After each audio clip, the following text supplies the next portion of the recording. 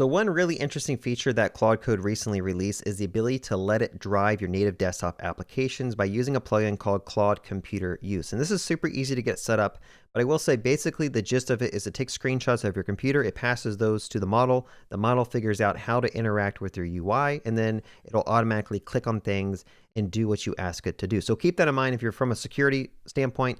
If you don't want taking screenshots of your computer, maybe this isn't something you should be playing around with.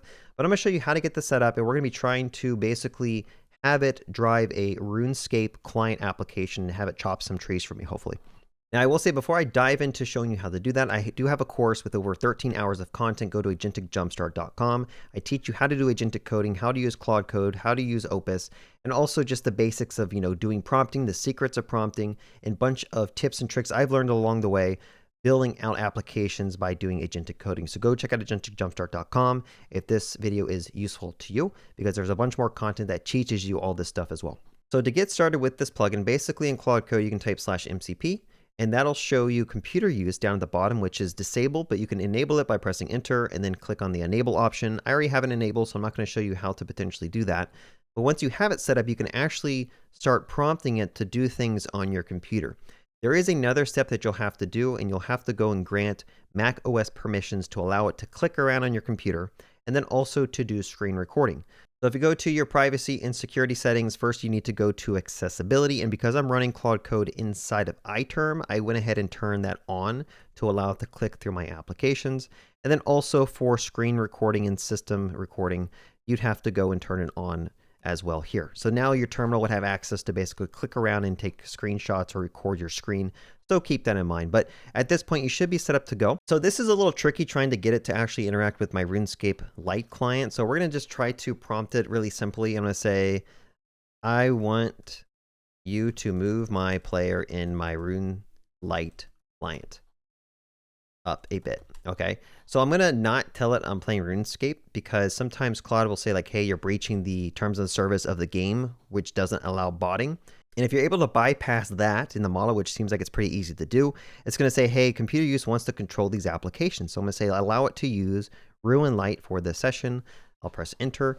And then it's going to start taking screenshots of your computer, and it's going to hopefully move my player up in just a bit.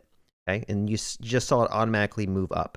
Okay, so now I want to try to prompt this to actually start chopping down trees. So I'm going to say, please cut down nearby trees for me.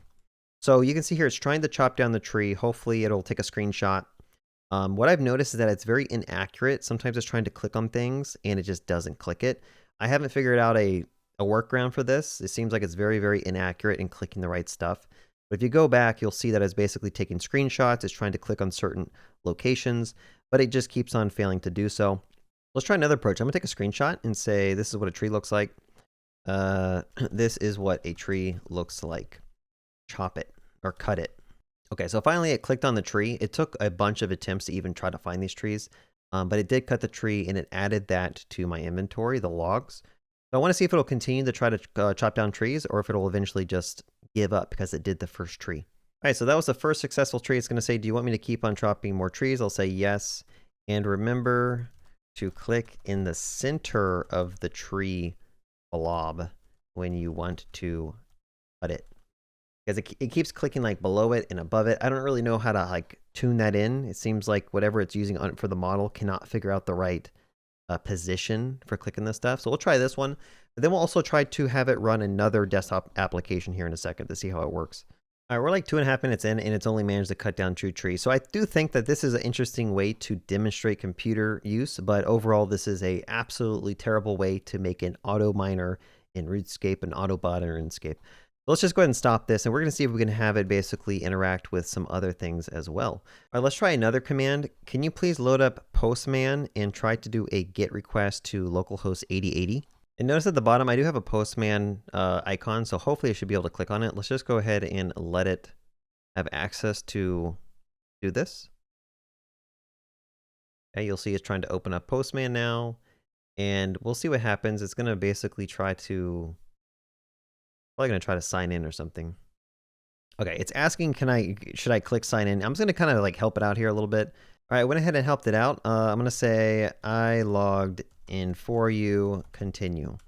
And hopefully it's able to do what it needs to do.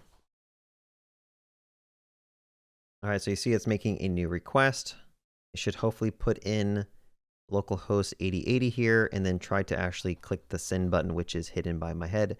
And you'll see it basically just click the button and it made a request. All right, so as you can tell, it can basically launch any application you have on your computer, and it interacts with it by using screenshots and clicking on where it can determine certain input fields are or where buttons are. So overall, it kind of can act like a human, assuming that the image recognition models that are under the hood in Claude Code are super accurate and it can really find everything every single time. I would probably say that the results may vary depending on how complex the application you're trying to let Claude computer use interact with. But overall, this is a pretty cool feature. It is a preview version, so you're going to run into issues with it. Like, for example, it didn't seem like it knew how to click the login button for me. I had to prompt it to either continue or I had to just do it myself. But I would be curious, leave a comment if you guys have found some really cool use cases for this. For the most part, I think writing a custom script might just be a better approach, or just use like the Claude Code Chrome MCP if you're trying to interact with a browser, which most web applications, if you want to have like an automated system, probably have some type of web application in front of it. But I just wanted to kind of demo that. I think it's a pretty cool feature that you could potentially use for things that don't have an interface that you can just hook into AI, and instead you can just interact with it through screenshots. All right, that's about it. Have a good day and happy coding.